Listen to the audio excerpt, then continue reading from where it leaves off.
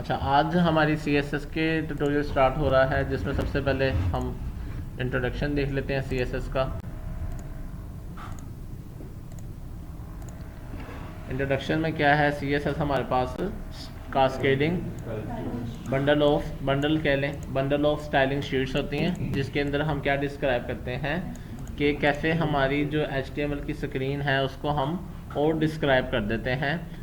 ठीक है, कि वो कैसी describe how HTML elements are to be display on a screen, paper और अदर मीडिया। ये भी हम बताते हैं कि अगर जब हम इस HTML का प्रिंट निकालेंगे, जैसा कंट्रोल P करते हैं हम, ठीक है, कंट्रोल P किया ना, तो ये आपके पास प्रीव्यू आ गया ये। तो ये भी CSS में हम बताते हैं कि इसकी आउटपुट कैसे आएगी। Clear class? जब आप इसका प्रिंट निकालेंगे। और पेपर पे भी और अदर मीडिया पे CSS save a lot of work.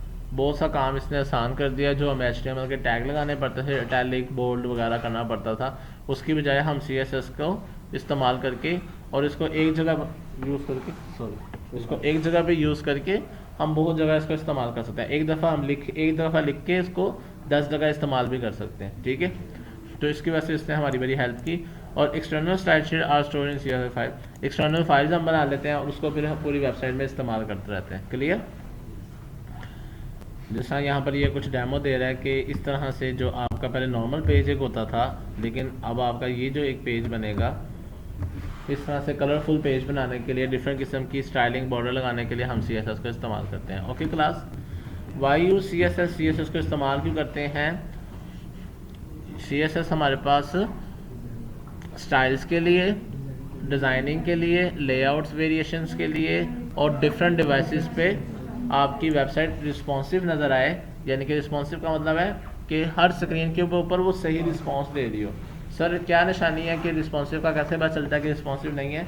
अगर कोई भी एक एलिमेंट या एक एलिमेंट आपका एक वेबसाइट पे सही, एक स्क्रीन पे यानी कि LCD पे सही चल रहा है, लेकिन मोबाइल के ऊपर वो शो नहीं हो रहा है, इसका मतलब वो मोबाइल के लिहाज से रिस्पॉन्सिव नहीं है। मोबाइल पे शो हो, कहीं ऊपर नीचे उसकी विड्थ हाइट चेंज करके चाहे उसको शो करवा दे, लेकिन उसको उसके हिसाब से डिस्प्ले करवा रहा है, तो उसका मतलब वो मोबाइल के लिहाज से भी रिस्पॉन्सिव है। रिस्पॉन्सिव समझ गए आप सारे?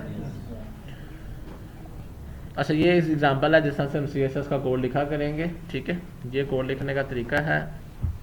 इसने बहुत सी बिग प्रॉब्लम को सॉल्व किया है। इसको आप पढ़िएगा, फिर आगे चलते हैं।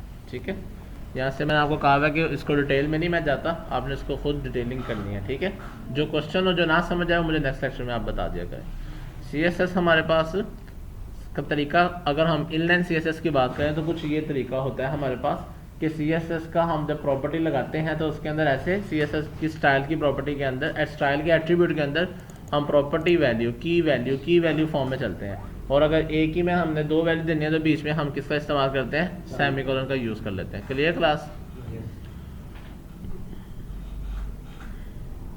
उसा के तौर पर यहाँ पर कलर आ रहा है, टेक्स्ट लाइन आ रहा है और P आ रहा है। क्लियर?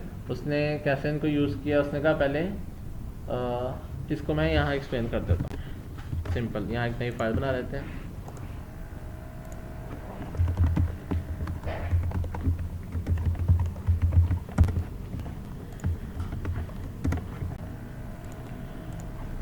अच्छा क्लास, सबसे पहले मैंने ले लिया H1।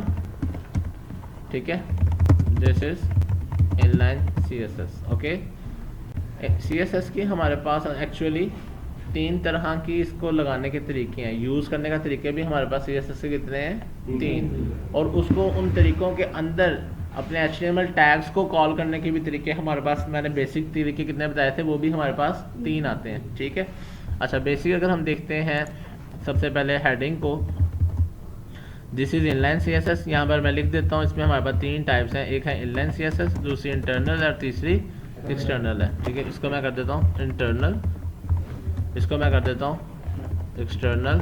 ठीक है, अच्छा आगे मैं क्या कर देता हूँ, मैं कहता हूँ कि इंटरनल CSS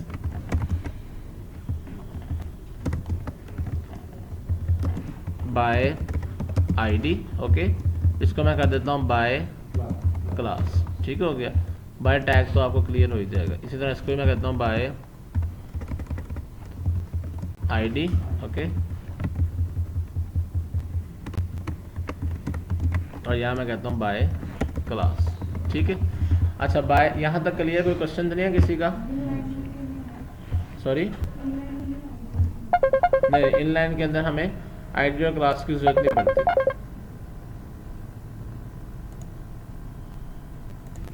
अगर मैं बात करता हूँ इनलाइन सीएसएस की, तो इनलाइन सीएसएस में बेटा इधर ही जो हम स्टाइल नहीं दे रहे होते, असल में इसी को इनलाइन सीएसएस कहते हैं, ठीक है। तो इसका मतलब जिसके यहाँ पर जाके हम जिसके भी एलिमेंट में जाके हम स्टाइल देंगे, हम उसी की सीएसएस चेंज कर रहे होंगे, उसी को सीएसएस अप्लाई कर रहे होंगे। क्लास और आईडी की मेंशन तब होता है जब आधे बच्चे इधर बैठे हैं, आधे बच्चे दूसरे रूम में बैठे हैं, और मैं दूसरे रूम से एक एक बच्चे को बुला रहा हूँ, अब्दुल्ला आप इधर आओ, फलां इधर आओ।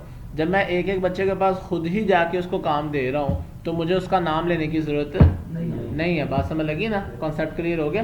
जब मैं आपके पास आके आपको कह रहा हूँ बेटा आपने ये करना है, तो मुझे आपका नाम लेने की ज़रूरत नहीं है। तो क्लास और आईडी असल में उसको कॉल करने के लिए इस्तेमाल होती है, ठीक है। तो वो हम तब करते हैं जब हम इंटरनल या एक्सटर्नल सीएसएस करें। इनलाइन में तो हमें ज़रूरत ही नहीं है, ओके। यहाँ मैंने कह दिया बैकग्राउंड कलर, ये रेड कर दिया। इसकी आउटपुट देख लेते हैं।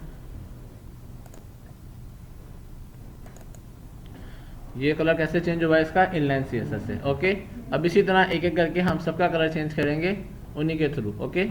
आगे हमारे पास टॉपिक शुरू होता है इंटरनल सीएसएस का। किसका, इंटरनल सीएसएस। आपने बेटा कैसे करनी है, ऊपर ये हेड के टैग में जाते होते हैं हम, ठीक है। यहाँ पर जाके मैं स्टाइल का एट्रीब्यूट दूंगा, स्टाइल का एलिमेंट दूंगा।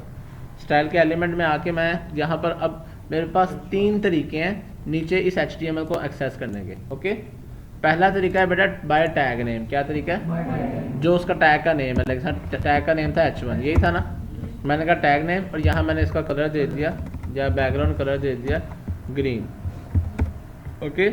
अब यहाँ एक चीज़ नोट कीजिएगा कि नीचे यहाँ पर एक H1 है, इसको मैंने रेड दिया हुआ है, ओके। इसको मैंने यहाँ पर जाके रिफ्रेश किया, तो आप नोट करें जिसको मैंने इनलाइन सीएसएस की थी उसके ऊपर इंटरनल सीएसएस अप्लाई नहीं हुई, बाकी सब पे होगी। इसका मतलब सबसे हाई प्रायोरिटी किसकी है, इनलाइन सीएसएस की। बात समझ आ गई। जब आप कभी गुंजल पड़ जाए आपकी वेबसाइट में, आपको ना समझ आ रहा हो कि मैं यहाँ पर कौन सी सीएसएस ये अफेक्ट नहीं कर पा रही, तो आप उसको इनलाइन सीएसएस अप्लाई कर दोगे, तो वो कंपलसरी है, वो लगेगी। बात समझ आ गई क्लास। आगे चलें। नेक्स्ट इसमें हमारे पास आ रहा है, अच्छा अब ये हो गया by element. By tag name clear हो गया सबको? Yes sir. इसको मैं कमेंट कर देता हूँ, क्योंकि ये जब अगर यूज़ करेंगे तो ये हमें बाकी सीएसएस नहीं अप्लाई करने देगा। दूसरा बेटा बाय आईडी होता है। कौन सा होता है, बाय आईडी के लिए मैं यहाँ पर एक एट्रीब्यूट बनाऊंगा आईडी, और इसका नाम रख दूंगा, ठीक है। ये मैंने इसका नाम रख दिया लाइक ABC। यहाँ क्लास के लिए मैं इसका ये नाम रख रहा हूँ कि जिस नाम से मैं स्पेसिफिकली इसको एक्सेस करूँ, ओके। या मैं इसको कहता हूँ डार्क, या आईडी के लिए चलो ABC, ठीक है। इसका नाम मैं रख देता हूँ XYZ, ठीक है क्लास। अब इन दोनों को मैं कैसे एक्सेस करूँगा, गर्ल्स समझ आ रही है आपको? यहाँ पर आके जब आपने आईडी को एक्सेस करना है तो आपने हैश लगाना है। क्या लगाना है, हैश ABC, और आगे आपने बॉडी ओपन कर दी, ओके। और क्लास के लिए डॉट XYZ, और ये आपने बॉडी ओपन कर दी। क्लियर। अब ABC और XYZ के अंदर हम काम करते हैं। बैकग्राउंड कलर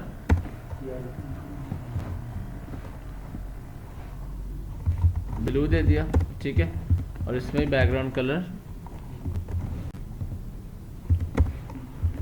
ऑरेंज दे दिया, ठीक है क्लास। जब रिफ्रेश करते हैं, ये देखें ये जो 2 कलर हमारे पास चेंज हुए हैं, ये किसकी हेल्प से हैं चेंज?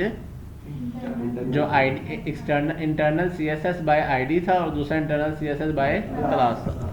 ब्लू वाला आपको मेंशन नहीं हो रहा, तो इसको फिर मैं साथ इसका कलर भी चेंज कर देता हूँ, कलर वाइट कर देता हूँ।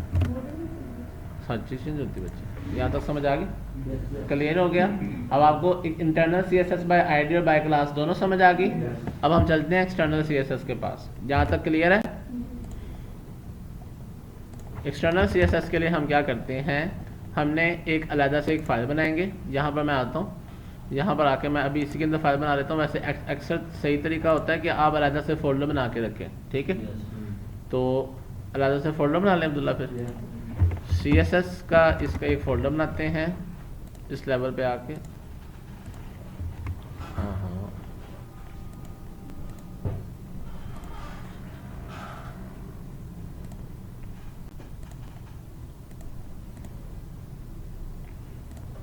चलो खैर, ये मैंने एक CSS का फोल्डर बना लिया क्लास, और इस फोल्डर के अंदर मैं एक CSS की फाइल बना लेता हूँ। लाइक क्या नाम है,